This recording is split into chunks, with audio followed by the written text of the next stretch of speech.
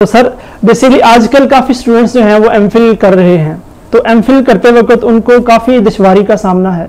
जब हम स्पेशली जब हम बात करें कोर्स वर्क तो वो कंप्लीट कर लेते हैं क्योंकि वो जैसे वो कुछ पढ़ा क्रैमिंग की और एज इट इज़ पेपर पे लिख दिया। तो जब हम रिसर्च की बारी आती है तो रिसर्च करते वक्त बहुत सारे स्टूडेंट्स फिसल जाते हैं या वो कर नहीं पाते या बाद का 3-3, 4-4 साल लग जाते हैं। तो इस रिसर्च के एलिमेंट को कैसे बेहतर बनाया जा सकता है? पाकिस्तानी स्टूडेंट्स जो हैं वो रिसर्च के एलिमेंट को किस तरीके से बेहतर कर सकते हैं या कैसे इसमें बेहतरी लाई जा सकती है? हाँ, ये हमारा बड़ा वीक पॉइंट है, बड़ा वीक एरिया है। अभी आपने कहा वो कोर्स वर्क तो कर जाते हैं, यही मसला है। वो जो कोर्स वर्क कर जाते हैं ना, वो क्यों कोर्स वर्क कर जाते हैं, वो कैसे कोर्स वर्क कर जाते हैं? तो ज़ाहिर है जो थीसिस करने के काबिल नहीं है बाद में वो कोर्स वर्क कैसे कर जाता है वो तो। लेकिन ज़ाहिर है वो हमारा सारा एक एजुकेशन सिस्टम, हम सेमेस्टर सिस्टम हमें सूट नहीं करता। अपने वैसे हम जो कुछ लेते हैं एज इट इज़ रख देते हैं तो, लेकिन वो हमें अपने कल्चर की ज़रूरियात देखनी, समझनी, सोचनी चाहिए। हम बेसिकली एनुअल सिस्टम वाले लोग हैं क्योंकि हमारे मजाज में ऑब्जेक्टिविटी नहीं है। हम हर जगह अपने इन्फ्लुएंसेस यूज़ कर लेते हैं, खा वो एडमिशन का प्रोसेस हो और फिर मार्किंग का प्रोसेस हो, वो एक ना बड़ी एक रिगरस किस्म की रीवैम्पिंग की ज़रूरत है हमारे एजुकेशन सिस्टम को। सेमेस्टर सिस्टम को अगर हमने मीनिंगफुल बनाना है तो उसमें एक्सटर्नल इवैल्यूएशन जो होती थी उसको कंपलसरी होना चाहिए, वरना वो बड़ी वीक प्रोडक्ट रहेगी और वो आगे 20, 30, 50 सालों में हम बड़े इसके खौफनाक नताइज देखेंगे। तो अगर हमारी जिस यूनिवर्सिटी में डॉक्टर आसिफ इकबाल खान के दौर में होता था कि वो एक्सटर्नल को उन्होंने शामिल किया तो वो बड़ा अच्छा था।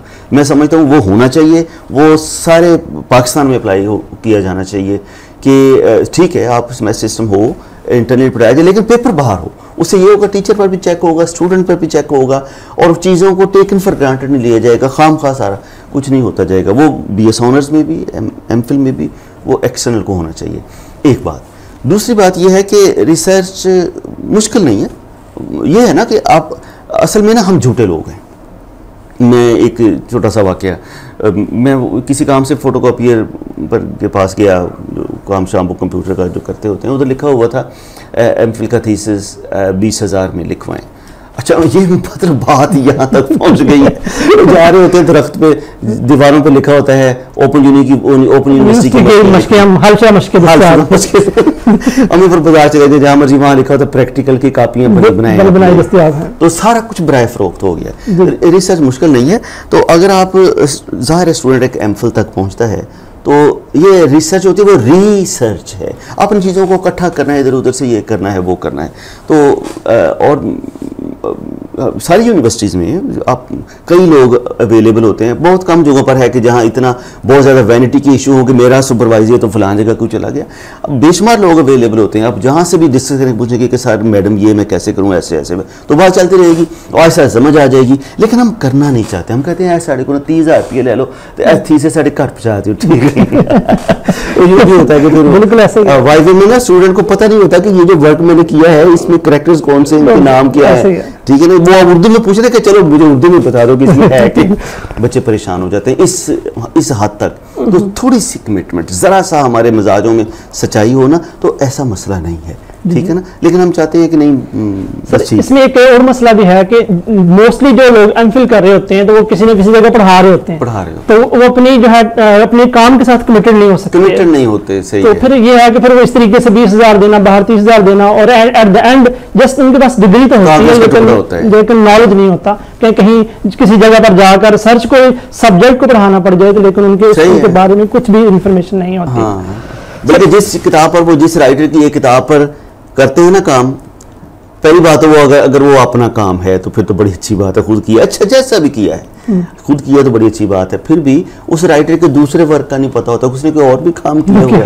वो इतना ज़्यादा हम उसका मतलब बड़ी बड़ी डिग्रियाँ, MPhil philosophy, master of philosophy of the subject, लेकिन वो मतलब कि ना सब कुछ ना खोखला सा हो गया है। वो हम जो है ना जैसे फॉल्स बॉटम होते हैं, फॉल्स साइजेस होते हैं। आप चिप्स लेने जाते हैं ना, चिप्स लेने जाते हैं तो वो फुलाया होता है ना इतना बड़ा, तो वो फॉल्स साइज है। तो आप कोई मशरूब पीते हैं तो वो उसमें गिलास इतना बड़ा होता है, वो नीचे पैंदा इतना सारा और उसमें मशरूब थोड़ा सा होता है, वो फॉल्स बॉटम है।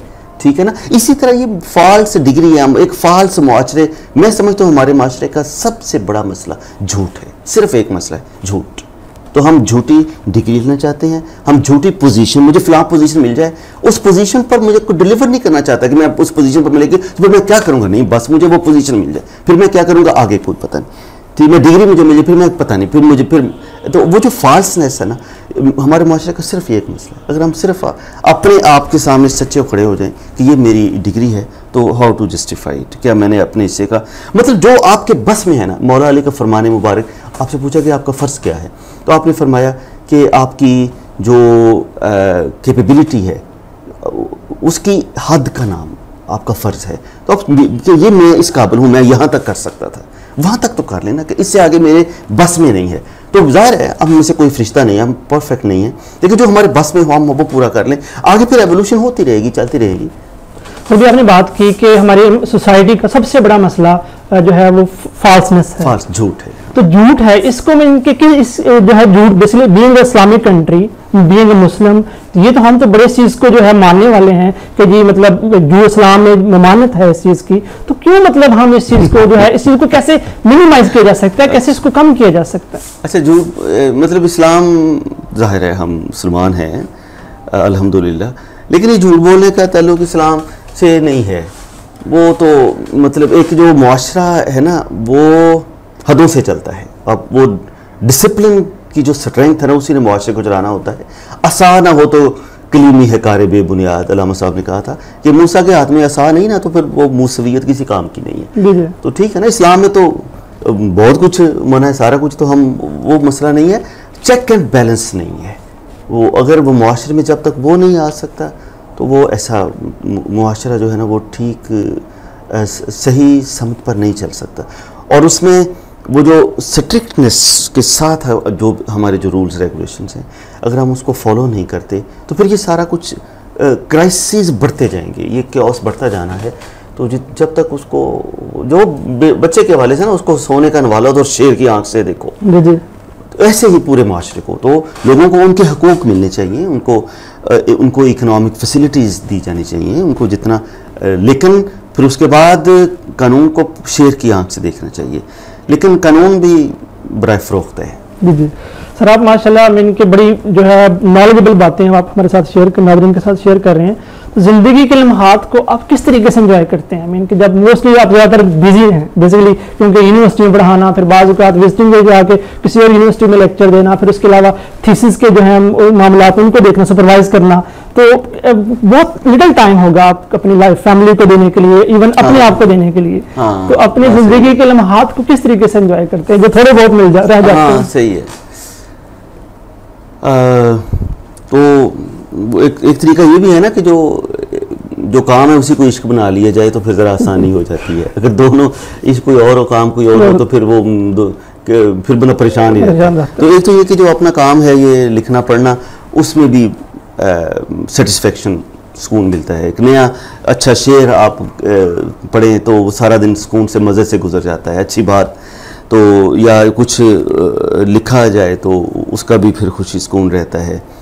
और बच्चे हैं, फैमिली है, तो बेटा छोटा मेरा हुसैन मुर्तज़ा, वो बस एक ज़ोर से गले लगाया जब भींच के तो वो बहुत बड़ी खुशी है। ठीक है ना, ज़ाहिर है हमारे अपने दोस्त हैं, कोलीग्स हैं, तो उनसे मिलना, doctor Mazhar, doctor Asif, doctor Ali Usman, तो डॉक्टर असमा, ये हमारे जो बहुत अच्छे फैकल्टी है, तो उन लोगों से मिलना, आना जाना, सारा उनसे मिलना बड़ा अच्छा लगता है।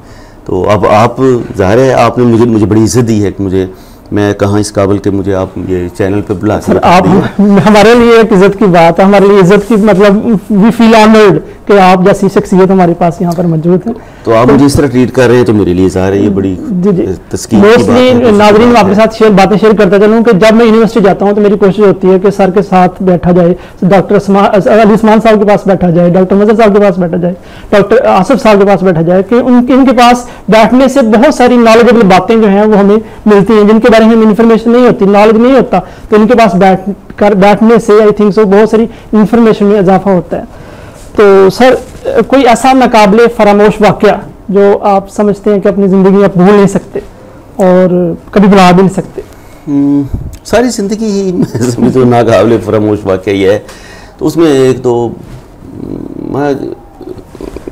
बस ये भी एक मैं गलत बात ही करने लगा हूँ कि मैं CSP ऑफिसर बनना चाहता, CSS करना चाहता था।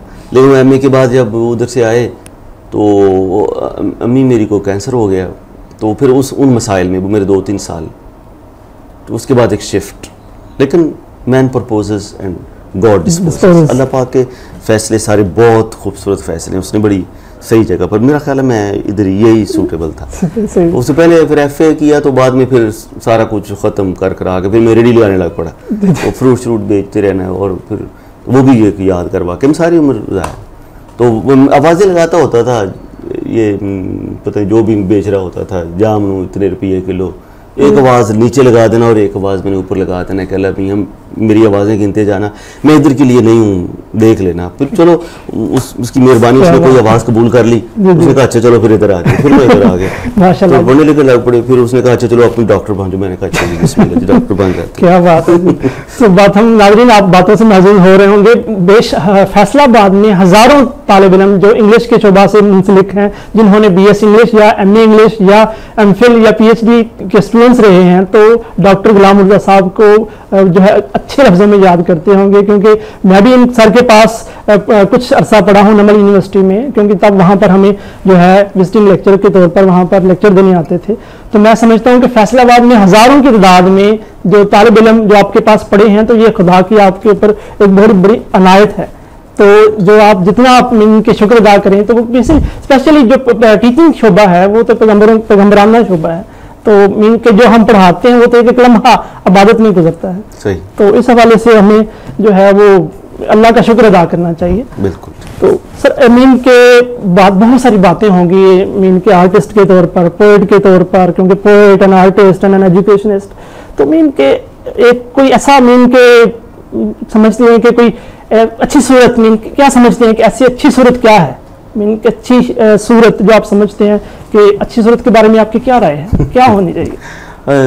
क्योंकि आप हज़ारों तालिब इल्म आपके पास पढ़े हैं और फैसलाबाद पूरा आपको जानता माशाल्लाह, तो इस हवाले से आपकी क्या राय है? बिकॉज मैंने एक क्वेश्चन पूछा एज एन आर्टिस्ट, क्योंकि आप एक राइटर हैं और जो पोएट होता है वो इन बातों को बड़ी डीपली लेता है। वो अच्छी सूरत वाली फेज तो बड़ी पीछे रह गई वैसे तो लेकिन जाहिर है वो एक 5 सेंसेस गोश्त पोस्ट के इंसान ही है ना, हम मिट्टी के बने हुए हैं ना, तो वो तो ठीक है, वो अच्छी सूरत तो होती है, होनी चाहिए वो, और सूरत को अच्छी बना के फिर आप बाहर जाते हैं तो वो एक आपके एनवायरनमेंट का हक भी है कि आप उसको, अब मैं मतलब ऐसे ही मुँह उठा के शेव की बगैर अगर आ जाता तो ये मैं अपने फिर सराउंडिंग्स का हक अदा नहीं कर रहा हूँ, ठीक है ना, तो इस हद तक तो ठीक है, तो बाकी बातें रहने देते हैं वो मतलब एक आर्टिस्ट के तौर पर मैं इन बातों को सीरियसली नहीं लेता। तो ये अच्छी सूरत, वो बाकी बातें जो ना वो ज़रूरत तो है आपकी, लेकिन वो हम मोहब्बत को ज़रूरत को मोहब्बत का नाम दे देते हैं। तो आज से 10 साल पहले जब मैं सर के पास पढ़ता था, तो उस वक्त सर के अंदर बहुत एक चंचल और एक जो फेस के ऊपर एक जो है मीन के फ्रेशनेस, और वो जो है एक आप समझ रहे होंगे कि मैं किस हवाले से बात कर रहा हूँ। तो मैं समझता हूँ कि PhD के बाद जो है सर बहुत ज़्यादा कमिटेड हो गए अपनी लाइफ के अंदर और टीचिंग के साथ, और मीन के मैं समझता हूँ कि इंसान को ये जो एक इंसान के अंदर एक जो चंचलपन होता है उसको मरने नहीं देना चाहिए, उसको बेदार रखना चाहिए, ताकि हम अपनी ज़िंदगी में जो है ये एस्पेक्ट भी साथ साथ चलता रहे, ताकि ये ख़त्म ना हो।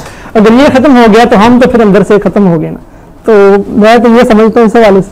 सर आप हमारे शऊर TV के नाजरीन को कोई ऐसा पैगाम देना चाहें? मीन के शऊर, मैं समझता हूँ कि पाकिस्तान में शऊर की ही कमी है, जिसकी वजह से जो फॉल्सहुड या फेकनेस का एलिमेंट एग्जिस्ट करता है।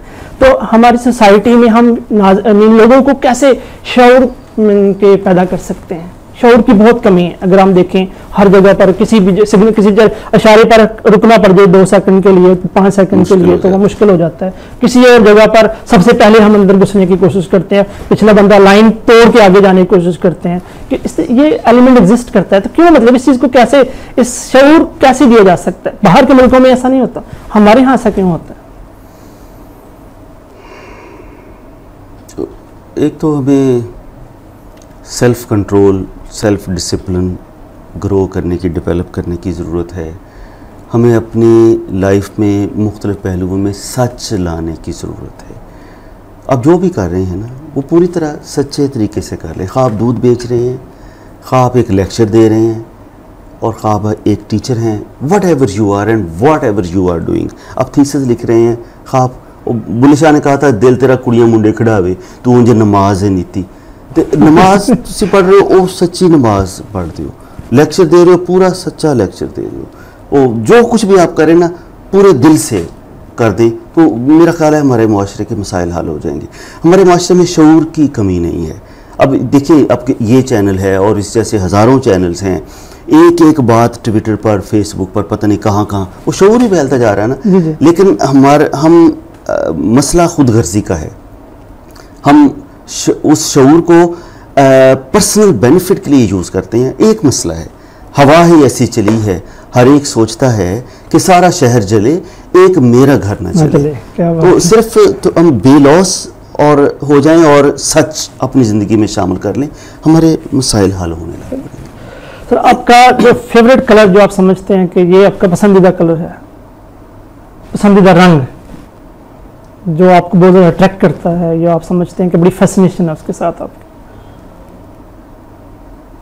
अच्छा, मैंने वैसे ऐसे इस तरह के वो जो होते हैं कि आप फलाने दिन हफ्ते में ये हो जाएगा, फलाना रंग होगा, तो फिर ये, मैंने कभी इस तरह सोचा नहीं है। वो अपने कामों में इतने लगे रहते हैं। तो अच्छा, ये वाला जो रंग है ना, ये जो ग्रे है, ये ग्रे, ये भी अच्छा लगता है। और ग्रीन, लाइट ग्रीन, वो भी अच्छा लगता है। और भी ऐसी कोई स्पेसिफिसिटी नहीं है। अच्छी कॉम्बिनेशन चीज़ों की हो तो वो फिर मुझे अपील करती है, हाँ ये अच्छी कॉम्बिनेशन है। हाँ। सर, उसके अलावा स्टार्स पे आपका यकीन है, बहुत सारे जो लोग हैं वो स्टार्स पे उनका बिलीफ होता है, तो आपका इस वाले से कोई बिलीफ नहीं? अच्छा, स्टार्स वो इल्म है, वैसे मैं उसको समझता हूँ कि वो ना है, इल्म है। मेरे अपने साथ कुछ एक दो वाक़यात हुए, तो मुझे लोगों ने किसी वाक़े की एग्जैक्ट डेट तक बता दी कि फ़लाँ, अच्छा, तो मैं बाद में हैरान रह गया कि अच्छा इस तरह, इस हद तक भी। तो लेकिन मैं नहीं समझता कि हमें इन मामलात में बस आपने अपना काम पूरा करें। आप अल्लाह मियाँ सितारे, अल्लाह मियाँ के है ना, तो अल्लाह मियाँ सितारे हम ठीक कर लेगा ना। ठीक है ना, आप ठीक हो जाएंगे तो वो सितारे ठीक हो जाएंगे। सर, उसके अलावा कोई घर में स्पेशल डिश जो आप जो है खाना पसंद करते हैं, जो आप बेगम को स्पेशल, मीन कि आप हैप्पी हों या बेगम हैप्पी हो तो वो स्पेशल फरमाइश पर बनाई जाती है? ये भी वैसे ऐसा कुछ नहीं है। वो मेरी बेगम बहुत अच्छा खाना बनाती है, उनके हाथ में टेस्ट है, तो वो अक्सर जो कुछ अच्छा। अभी गोश्त पिछले 8-10 दिन में ज़्यादा खाया गया, तो मैं कह रहा था 2-3 दिन लगातार सब्जियां बनाओ, और उसमें ख़ास तौर पर टिंडे, वो सॉफ्ट होते हैं, लाइट होते हैं, ठीक है ना। या मुझे है ना वो मूंगी मसरा दी दाल का शोरबा ज़्यादा हो, वो बड़ा लाइट हो जाता है, ठीक है ना। वैसे मटन जो है ना वो मुझे बड़ा अच्छा लगता है, मटन बहुत अच्छा लगता है मुझे। लेकिन उसके बाद फिर एक सब्ज़ी और फिर साथ ये, तो इस तरह करके बिरयानी अच्छी बनी हो तो वो भी। तो ऐसी कोई स्पेसिफिसिटी नहीं है कि ए होए थे, ओ होए थे, फिर इंज करके होते हैं, पर जो भी हो बिस्मिल्लाह ठीक है, आला है।